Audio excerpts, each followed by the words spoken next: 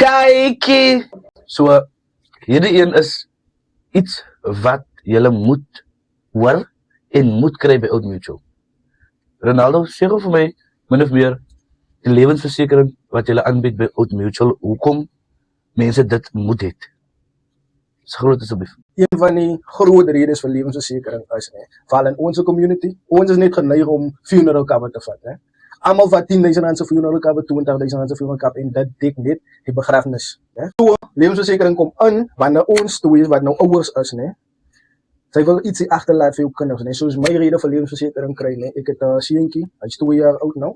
My doelwit is, as ek die dag hier is, wil ek moet graag universiteit slaag, So my lewensversekering gaan seker maak, as ek lewe of as ek nie hier is, my kind gaan graduate, en hy gaan weet sy pa het gebetaal vir alles.